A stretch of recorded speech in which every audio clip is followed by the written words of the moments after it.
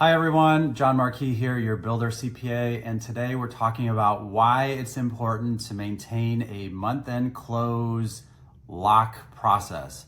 What does this even mean?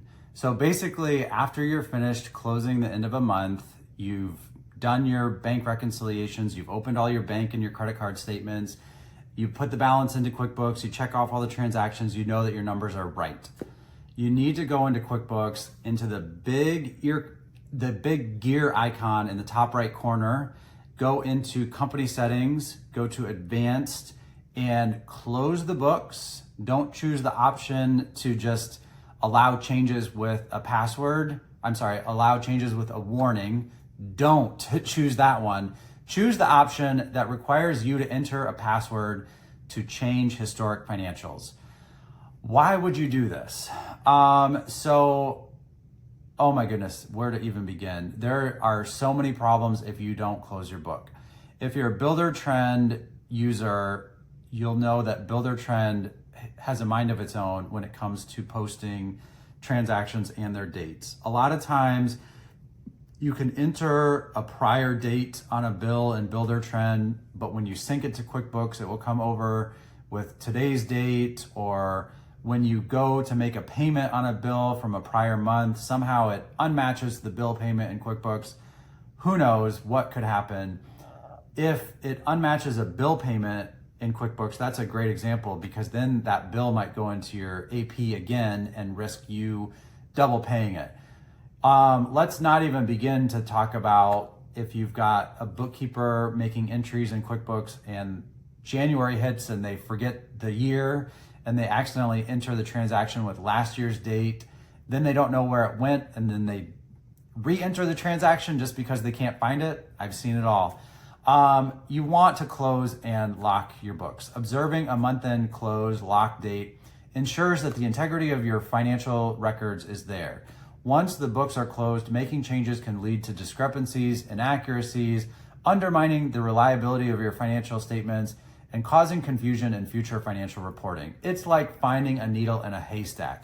When you have someone who accidentally changes something from a month 3 years ago, how in the world are you ever gonna find it? It's a huge nightmare. We've got to prevent these errors. Establishing a lock date helps prevent the errors. It helps prevent unauthorized changes. When prior month records are altered, it can lead to errors that cascade into subsequent periods. It might mess up your reconciliations for 5 years, after that change was made. This can make it difficult to track and rectify issues. It can also result in prolonged period of inaccurate financial data. And let's not even get started on the risk of fraud here. If you've got someone who's making entries from 3 years ago, they might be trying to commit fraud, because that's a great way to hide theft of cash.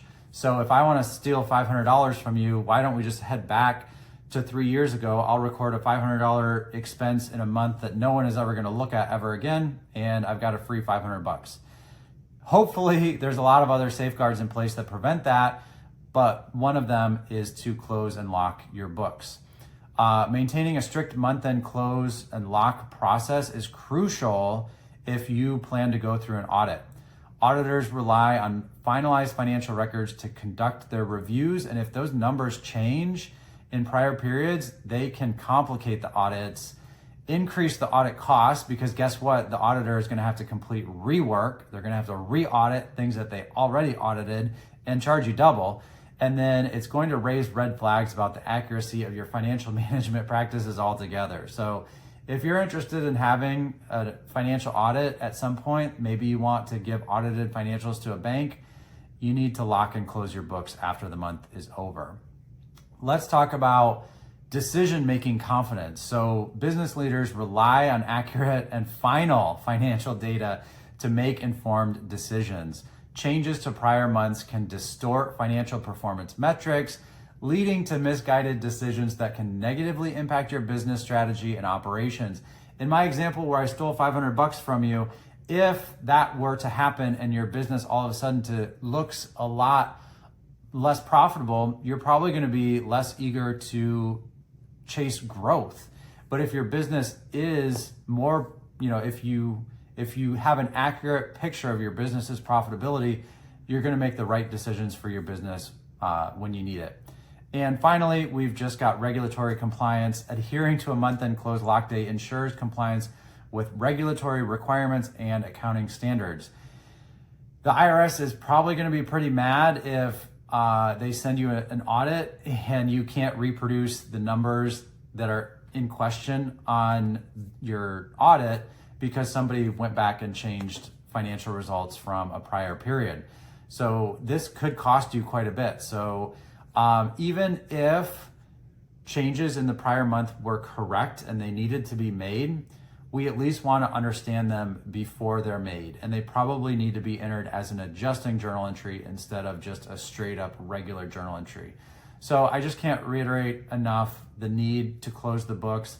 I know that it can be inconvenient, especially when you're working with another job software like Builder Trend that might want to go back in time and mark something as paid in a prior month. But really, you need to be closing and locking your books at least by the 10th or the 15th of the following month. There's a normal time frame to go through the month-end close process. Once that's done, lock and close the books. Your life will be easier. Thanks for watching. Have a great day.